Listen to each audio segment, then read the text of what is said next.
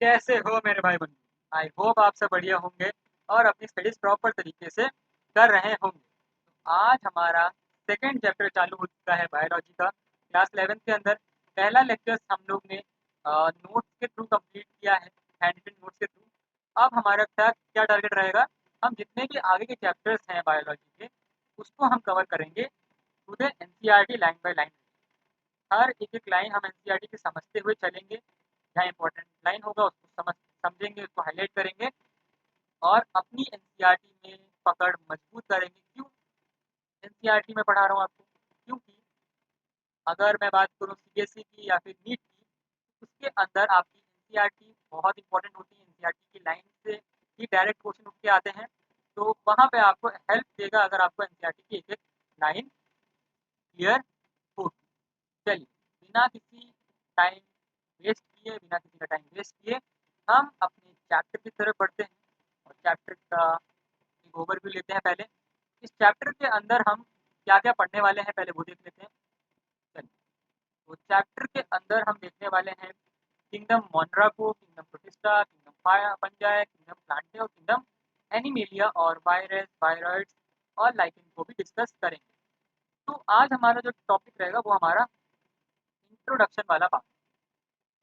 आज हम इंट्रोडक्शन देखेंगे और अगले लेक्चर से हम बाकी आगे के टॉपिक को कवर करते हुए धीरे धीरे चलेंगे।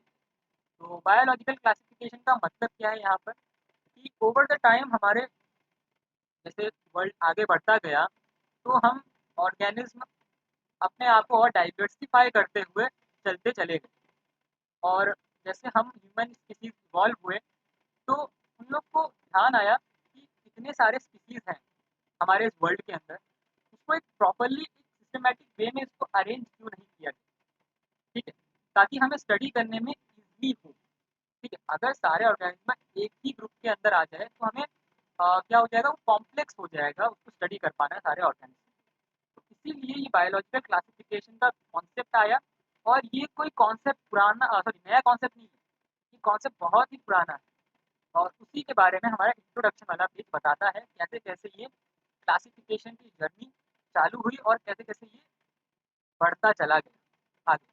चलिए, since the dawn of the civilization. Dawn का मतलब क्या है भाई? यहाँ पे डॉन का मतलब है यहाँ पर स्टार्ट। जब से आपका सिविलाइजेशन चालू हुआ है, there have been many attempt to classify living organism. तो जब से सिविलाइजेशन का स्टार्ट हुआ है, तब से बहुत सारे अटेम्प्ट हो चुके हैं इसको क्लासिफाई करने के लिए living organism. It was done instinctively, not using the criteria that were scientific but born out of need to use organism for our own use। अब यहाँ क्या बोला जा रहा है कि जो क्लासिफिकेशन हुआ लिविंग ऑर्गेनिज्म का, जब सिविलाइजेशन चालू हुई, तो ये कोई अचानक से आने वाला क्या था, डिसीजन था। ठीक है, तो इसके अंदर कोई साइंटिफिक मटेरियल या साइंटिफिक थ्योरी का यूज करके हम लोग क्लासीफाई नहीं कर रहे थे पहले। तो जो क्लासिफिकेशन हो रहा था पहले, वो हो रहा था ऑर्गेनिज्म का यूज और डिसयूज के ऊपर। ठीक है, जैसे कि अगर कोई ऑर्गेनिज्म हमें फूड दे रहा है, उसके बेसिस में हम उसको क्लासिफाई कर रहे थे। शेल्टर, क्लोथिंग, इन सब बेसिस पे हम क्या कर रहे थे, क्लासिफाई कर रहे थे अपने क्या organism. Aristotle was the earliest to attempt a more scientific basis of for classification. अब साइंटिफिक क्लासिफिकेशन का जो श्रेय जाता है, वो जाता है हमारे Aristotle sir. Aristotle was the first person who attempt scientific basis for classification। ठीक है, वो पहले इंसान थे जिन्होंने साइंटिफिक स्टडी दिया था, साइंटिफिक स्टडी करके क्लासिफिकेशन को दिया था। अब इन्होंने कुछ सिंपल मॉर्फोलॉजिकल कैरेक्टर्स को उठाया था। मॉर्फोलॉजिकल का मतलब हम लोग डिस्कस कर चुके हैं लिविंग वर्ल्ड के अंदर, जब हम लोग ने टेक्सोनॉमी देखा था, मॉडर्न और प्रिमिटिव। तो उसमें बात आई थी कि जब टेक्सोनॉमिकल कैटेगरीज बनाई गई थी, तो उसके अंदर जब प्रिमिटिव टाइप टेक्सोनॉमी था, तो यही कैरेक्टर्स का यूज किया जाता था, मॉर्फोलॉजिकल कैरेक्टर। तो आप देख सकते हो कि बहुत सारे चैप्टर आपस में एक ही करके वो अपना एक लिंक बनाते जाएंगे, तो आपको हर चैप्टर को अच्छे से रिवाइज करते चलना है। तो मॉर्फोलॉजिकल कैरेक्टर मतलब बाहर से देखकर आप क्या ऑब्जर्व कर पा रहे हो, के बेसिस में एरिस्टोटल ने क्या किया था, पहले तो प्लांट को उन्होंने 3 पार्ट में क्लासिफाई किया, ठीक है। तो पहला क्लासिफिकेशन उन्होंने क्या किया था, प्लांट का किया था, इसके अंदर 3 पार्ट के अंदर इन्होंने किया था। किस बेसिस पे किया था, तो उनके साइज के बेसिस पे, प्लांट के साइज के बेसिस पे। जो छोटे हैं, छोटे प्लांट्स हैं उनको हर्ब्स की कैटेगरी में डाल दिया गया, और जो हर्ब्स थोड़े से बड़े रहते हैं उनको श्रब की कैटेगरी में डाल दिया, और जो बड़े थे उनको ट्री के कैटेगरी में डाल दिया। तो ये प्लांट की कैटेगरी हो गई। और अगर मैं बात करूँ एनिमल की, तो एनिमल के अंदर इन्होंने क्लासिफिकेशन कैसे किया, एनिमल के अंदर इन्होंने ब्लड के बेसिस में क्लासिफाई किया, ठीक है। विद रेड ब्लड जो एनिमल थे, एनिमल विद, ये चल क्यों नहीं रहा यार, हाँ, थोड़ा सा होता रहता है, ठीक है। तो एनिमल विद आपका रेड ब्लड, उनको एक कैटेगरी में डाल दिया, और animal without red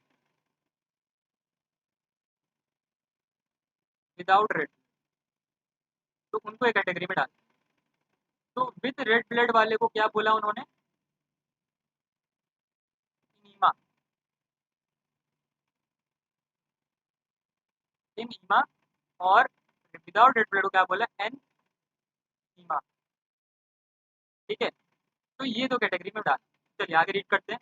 plants into trees, shrub and herb, ठीक है। और also divided animals into 2 group, animals को 2 ग्रुप में डाल दिया।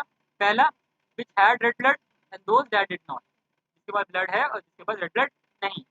अब फिर कौन आते हैं, अब आते हैं लीनियस, केयरलेस लीनियस, जिनको हम लोग ने अभी पिछले लेक्चर में ही इनके बारे में बहुत सारी चीज़ों को देखा, जिन्होंने बायोनॉमियल नॉमेनक्लेचर, टेक्सोनॉमी के कॉन्सेप्ट और थ्योरी को समझाया, और नॉमेनक्लेचर के ऊपर प्लांट्स का नॉमेनक्लेचर, एनिमल का नॉमेनक्लेचर इन्होंने। तो लीनियस ने क्या किया, जैसे टाइम और आगे बढ़ता चला गया तो इन्होंने 2 किंगडम क्लासिफिकेशन को प्रपोज किया, with plant kingdom and animal kingdom. अब ध्यान रखिएगा यहाँ पर, जो अर्लीस्ट जो अटेम्प्ट्स थे वो साइंटिफिक नहीं थे। एरिस्टोटल ने भी जो साइंटिफिक तरीका अपनाया था, ठीक है, वो क्या था, सिर्फ मॉर्फोलॉजिकल कैरेक्टर्स के बेसिस पे था, एक प्रॉपर साइंटिफिक स्टडी नहीं की थी। बट यहाँ पे केरलेसनियस का जो स्ट्रक्चर था, क्लासिफिकेशन स्ट्रक्चर था, वो आपका क्या रहता है, साइंटिफिक स्टडी रहती है। Kingdom was developed that included all plants and animals respectively. अब इन्होंने क्या बोल दिया कि प्लांट के अंदर प्लांट वाले फैमिलीज आ जाएंगे, और एनिमल के अंदर एनिमल वाले जितने भी लिविंग ऑर्गेनिज्म होंगे वो आ जाएंगे, जिसके अंदर इंसेक्ट, आपके स्मॉल माइक्रो ऑर्गेनिज्म, वो सब आ जाएंगे। तो उनको उन्होंने क्लासीफाई नहीं किया, वो डायरेक्टली अलग कर दिया, प्लांट का अलग अलग प्लांट और एनिमल के लिए अलग क्राइटेरिया। अब यहाँ पे इनका ड्रॉबैक चालू है। अब इनका जो क्लासिफिकेशन का ड्रॉबैक था वो क्या था, पहला ड्रॉबैक कि उन्होंने डिस्टिंग्विश नहीं किया किसके बीच में, यूकैरियोट्स एंड प्रोकैरियोट्स। तो ये पहला रीजन। दूसरा रीजन क्या था, यूनिसेलुलर और मल्टीसेलुलर के बीच में भी इन्होंने डिस्टिंग्विश नहीं कर पाए थे। और photosynthetic green algae and non photosynthetic fungi, ये एग्जांपल ध्यान रखिएगा।